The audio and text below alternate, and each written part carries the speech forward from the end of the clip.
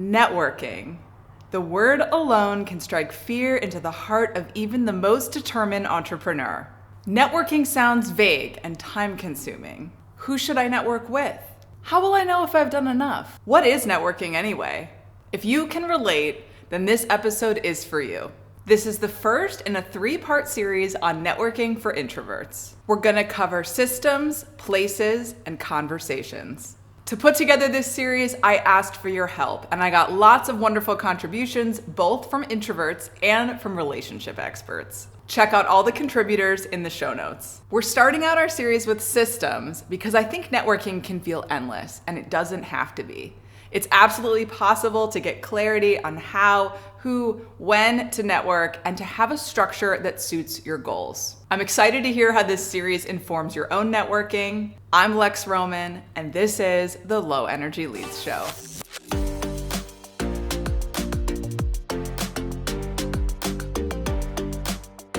There's an assumption that extroverts have it easy when it comes to networking or selling themselves, but there's actually quite a bit of research that points to the advantages introverts have when it comes to building professional relationships. In her book, Quiet, The Power of Introverts in a World That Can't Stop Talking, Susan Cain talks about the secret strengths introverts have. She highlights the way introverts tend to use their energy more wisely, and the curiosity and attentiveness they bring to conversations, which is a major advantage in the sales process.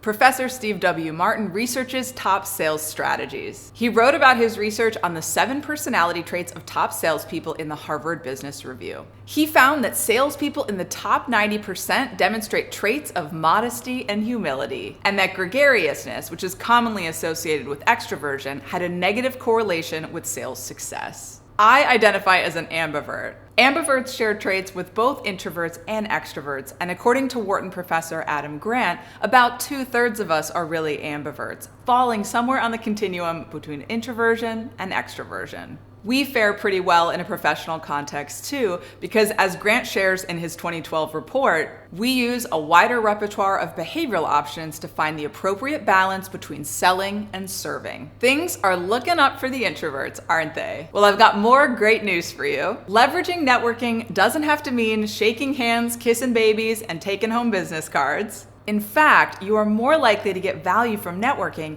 if you focus less on adding new relationships and more on developing the relationships you already have. For more on this, I turn to Anish Parikh, CEO of BuckFifty. In Anish's words, he and his co-founder Alex Wunderlich set out to keep people in the habit of nurturing their best relationships. BuckFifty is so named because of research that shows we can only keep a maximum of 150 relationships going at a time. BuckFifty allows you to clarify, evaluate, and nurture your most important relationships. I asked Anish what inspired them to make BuckFifty. My first job when I was in high school was selling cookware door to door, which sucked, and so I just sold it to all my mom's friends, and that's how I beat my quota. So I got an early start selling by relationship, and recently, that process I couldn't fit into a CRM. We were using HubSpot. I've used every CRM out there. And so we started building a software product that would solve that for salespeople mainly. Built it, gave it to some salespeople, and it didn't work. Meaning the product did what it was supposed to do, but the salespeople weren't successful. And I sat there, I've designed a few different products. So I started thinking about why. And I realized that it was because they were not actively maintaining the necessary relationships. Right around the same time, I came across this book called The Good Life. They summarized this thing called the Harvard Study of Adult Development, which has been going on for 80 years. Like JFK was a subject of the study back in the day. And they just study human well-being and happiness, and what makes people happy and live longer. And they put scientific proof behind the notion that relationships are good for you. They show that people actually live longer, happier, and healthier lives when they nurture meaningful relationships, which was, to me, this was mind-blowing. I mean, I always was sort of oriented towards relationships, and I'm sort of technical. I went to MIT, I got an engineering degree, but relationships have always been important to me. And then there's this proof they actually lead to a healthier and longer and wealthier life, by the way. And so all of that, long answer, all of that combined to bring us to BuckFifty and the product that we made around nurturing relationships. When I learned about BuckFifty, I loved that they focused on your existing network, often overlooked when it comes to the idea of networking. Speaking of that, here's Anisha's insight on how to reframe your networking. I think people kind of overcomplicate it, unfortunately, and they think about, who would be a great person to have in my network, somebody that sold some company or that is an investor, and they start, and I think that's also what gives people trepidation about the concept of networking, which generally I think people take to mean going and meeting somebody you don't know relatively inauthentically. What people miss is really thinking about, I would say, their tribe, who they really want around them, drawing from the good life. And one of those scientists is actually on our team, is advising the company. But the two biggest indicators of happiness, like the two biggest indicators of happiness they found were the frequency and the quality of a person's interactions with their best relationships. Now, that's for happiness, but I think maybe the key thing here is you can't grow your network without it leading to your happiness. I think it's they're fundamentally tied together. And so this means things as simple as, who do I like? Who likes me? Who gives me great advice? Who do I give great advice to? Who do I help? Who helps me? I think the key takeaway is personal, professional, and it sort of doesn't matter, but there is a relationship with a person there, someone whom you want in your life more. And I think that's what is often actually overlooked. Now, you might be wondering how to capture who matters in your existing network. Here's how Anish recommends you get started. Sit down and ask yourself, you can do this personally and professionally. Who are those people that I like and they like me? And, I give great advice to, time of crisis, etc. First of all, think about them, write them down, ask yourself where you're at in this relationship. Of course, you could use our product to do that, but go to those people who already know and like you and whom you already know and like. And in a few words, they can build a relationship. Make sure you're doing that. And what does that mean? Share with them, be vulnerable, give help, get help, just be an authentic person. And when you do that, bringing it back to the whole warm intros thing, what I found also is when you do that with people that you care about and who care about you, these interactions inevitably lead you to connect with more people. They'll say, oh, Lex, is this the problem you're having? You know what? Let me introduce you to my friend who would be happy to talk to you. I love how BuckFifty keeps you focused on a smaller set of people than social media would have you believe you need to keep up with. Shout out to Inbal Claudio at Like Minded Collective for the intro to Anish. I like to call this approach networking from the inside out. You focus on your deepest relationships, ones you're already familiar with, and you leverage them to work outward, getting introduced to people you should get to know better along the way. What's great about this for introverts is you can be more protective of your energy, choosing who you spend time with and when and how that leads to additional introductions. As Anish and BuckFifty illuminate, we often ignore the valuable relationships we've already started building, or we meet someone once and we never talk to them again. Rather than trying to meet a new set of people every month, you're better off building deeper relationships with a smaller set of people. If you've been listening to the show, you may recall my interview with systems strategist Devin Lee, where she shared her conversation a day tracker. As Devin meets people she finds interesting or potentially beneficial for her business, she adds them to the tracker to make sure she keeps them top of mind. Here's how Devin explains it. This was totally inspired by Jordan Gill of Done in a Day. When I did her program, this is one of the things she taught us. So full credit to Jordan Gill. She's so smart. But basically what I have is every time I have a coffee chat with someone that I've really connected with. So maybe all my referral partners are in this tracker as well, but maybe I just connect with someone and I'm like, we vibe. I want to stay in touch. I'm looking at it now. I have 75 people in here right now. Always growing. I sometimes remove people if it's just not a good fit, but basically it gives me their name the last time we talked. And then I have notes of, what did we talk about? Because sometimes I get in a coffee chat with someone, I love them, we really vibe, and then I totally forget what we talked about because I have like 5 coffee chats a day. Devin doesn't just connect with email and coffee chats. She mentioned in our interview that she uses the tracker just to remind her to check up on that person, see what they're up to, maybe look at a social media profile, or decide whether or not it's worth getting on the phone. When I asked introverts how they preferred to keep up with people, they mentioned texting, running into them at a regular event, emailing articles, and DMs and comments on social media. On this subject, I spoke with Vance of Sustainability by Vance. Vance and I know each other from a local entrepreneurs group called Atlanta Solopreneurs. As I've gotten to know Vance, I really appreciate his thoughtful approach to honing his network. Here he is talking about how he thinks about these check-ins and the role of social media in keeping up with his network. With our generation, it's a bit easier because on Instagram, it's like, hey, you can already kind of get a visual about, who I am and what I like. But then also it's easy because whether you get the idea of who I am from the Instagram or from whatever conversation we had when we met, it's like, okay, now I'm on Instagram. Oh, this reminds me of you. So I can send you this. And now we've already have that icebreaker, now we already have something to keep the conversation going forward. At the end of the day, it comes down to like, I want you in my network and I want you to maintain in my network. It's I'm going to have your phone number. I'm going to have your preferred email, and I'm going to make the conscious effort to reach out to you. At least, I try, depending on the relationship, I try not to go like a month, sometimes 2 or 3 months, depending on who that person is. But I'm going to check on you regularly throughout the year, and I'm going to always have that in my mind. Another great tip I got from Vance was the importance of self-awareness when it comes to connecting with others. Especially when connecting with people is draining, doing some internal reflection before working on those external relationships can help you clarify who you want to be spending time with and why. Here's Vance to explain his approach. I think there's a bit of a self-evaluation in that as well. You have to know what it is that you're looking for and also your own self-worth. Because you want someone who can help you grow. You guys can help each other grow. Don't judge someone to the point where it's like, oh, I can learn nothing from them. Like you can always learn something from somebody. That's not like the first thing on my mind, but after maybe 2 or 3 interactions and it really becomes apparent that like we can't help each other, we don't necessarily have anything that, we can help each other with. I feel better about kind of like ending it there because it's like we tried, and there's nothing wrong with that. You can't fit everybody into your life. So remember that you don't have to force yourself to spend time with people you don't like.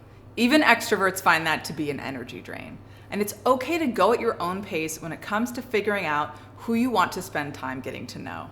That brings us to the sponsor of today's episode, Connection Club.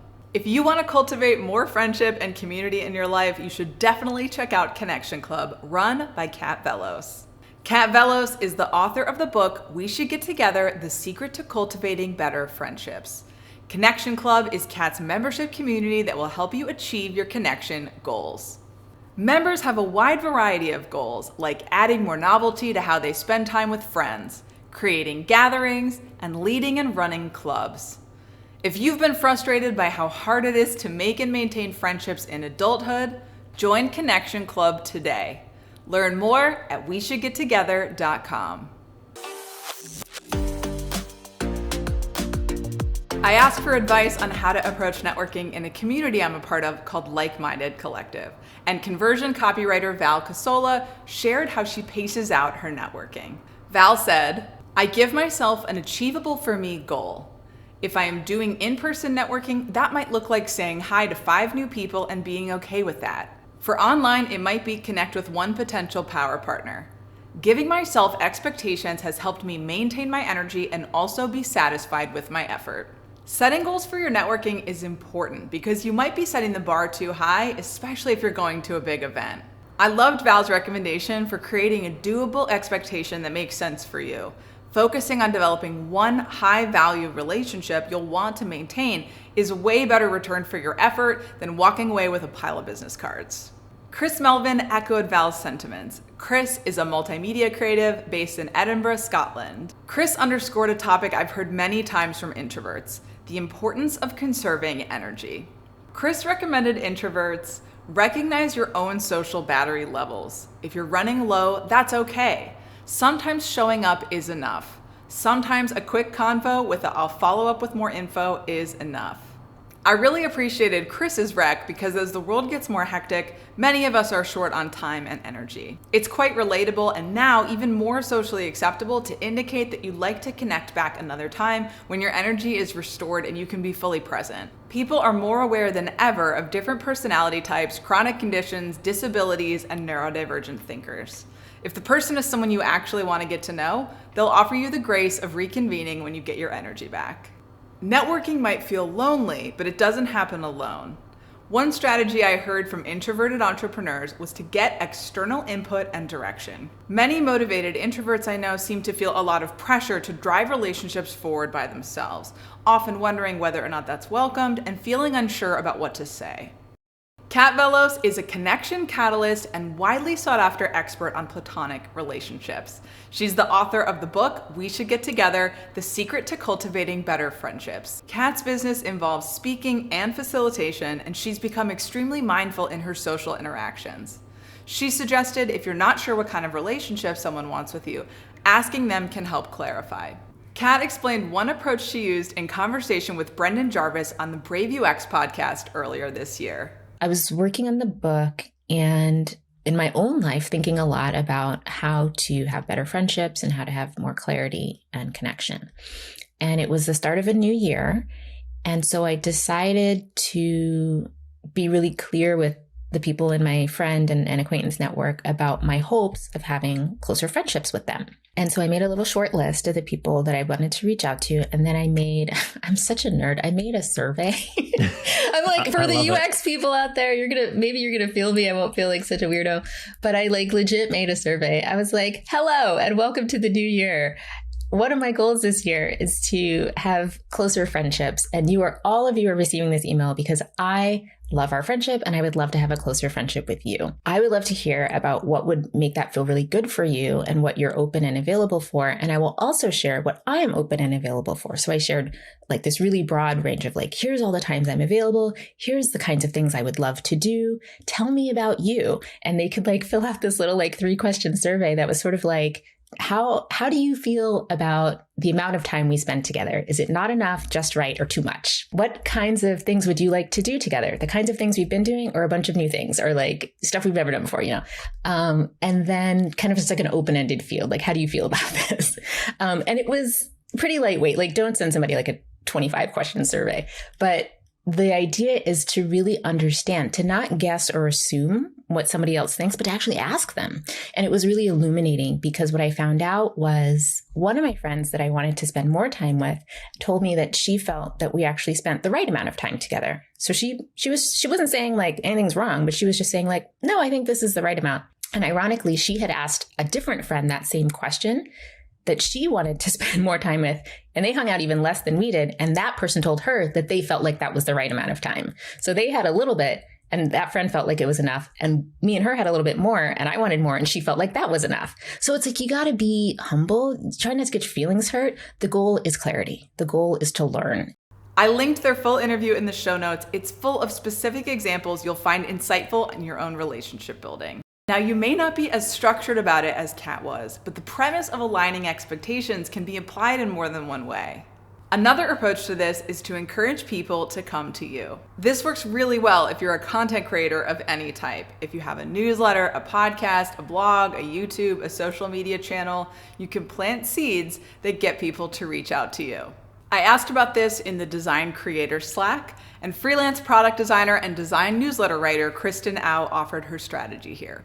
She wrote, I do a lot better in one-on-one over group environments, and so I always optimize for how I can talk to a person one-on-one rather than meet them in a group setting.